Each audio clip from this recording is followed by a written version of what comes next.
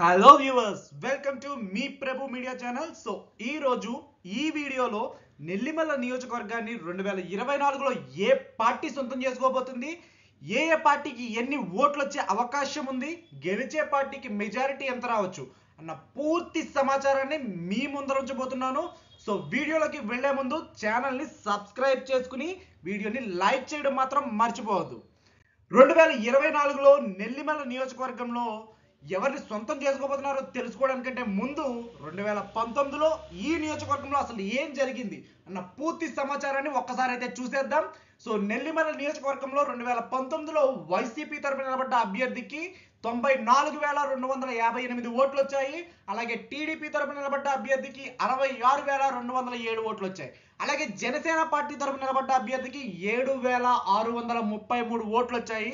So ఇక్కడ మనం ఓట్ల పరంగా చూసుకున్నట్లయితే కనుక వైసీపీ తరపున నిలబడ్డ అభ్యర్థి అక్షరాల 28,051 ఓట్ల మెజారిటీతో తన ప్రత్యర్థి పార్టీలైన టీడీపీ జనసేన పార్టీని చిత్తుగా ఓడించాయి. ఇది గతం, అంటే 2019లో జరిగిన విషయం అనమాట. మరి 2024లో ఈ నెల్లిమల్ల నియోజకవర్గాన్ని ఎవరు సొంతం చేసుకోబోతున్నారు, ఏ పార్టీ నెగ్గుతుంది, ఏ పార్టీకి ఎంత మెజారిటీ వస్తుంది, అంతేకాదు ఏ పార్టీకి ఎన్ని ఓట్లు వస్తాయి అన్న పూర్తి డీటెయిల్స్ అయితే నేను మీ ముందర ఉంచబోతున్నాను. కానీ ఇక్కడ ఒక ముఖ్యమైన విషయం మనం చూసుకోవాలి. 2019లో ఏ పార్టీకి ఆ పార్టీ ఇండివిజువల్గా అయితే పోటీ చేశాయి ఈ నెల్లిమల్ల నియోజకవర్గంలో.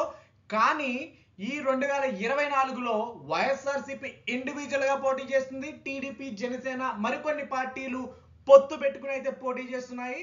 దానికి అనుగుణంగానే నేను ఎనాలిసిస్ చేసి అయితే మీ ముందర రిజల్ట్ ఉంచుతున్నాను. సో ఆలస్యం చేయకుండా 2024లో నెల్లిమల్ల నియోజకవర్గం ఎవరు కైవసం చేసుకుంటారో చూసేద్దాం.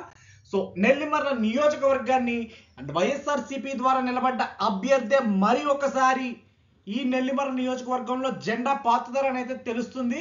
అంతేకాదు టీడీపీ జనసేనే కాదు, ఇంకా మరికొన్ని పార్టీలు కలిపి యాడ్ అయినా కానీ ఇక్కడ నెల్లిమల్ల నియోజకవర్గంలో వైఎస్ఆర్సీపీ జెండా పాతేటట్టుగానే కనిపిస్తుంది. అండ్ గ్రౌండ్ లెవెల్లో వైఎస్ఆర్సీపీకి ఇక్కడ తిరగనేది లేదు. అండ్ టీడీపీ జనసేన పార్టీ ఇక్కడ యాక్టివ్గా ఉన్నట్లు అయితే ఏమీ కనిపించడం లేదు. అప్కమింగ్ ఒక 2 నెలల్లో కూడా వీళ్ళు యాక్టివ్ అయినా కానీ కొంతవరకు ఓట్లను తగ్గించగలరే తప్ప వైఎస్ఆర్సీపీ విజయాన్ని నెల్లిమల్ల నియోజకవర్గంలో ఆపే ప్రసక్తి అయితే ఏమీ కనిపించడం లేదు.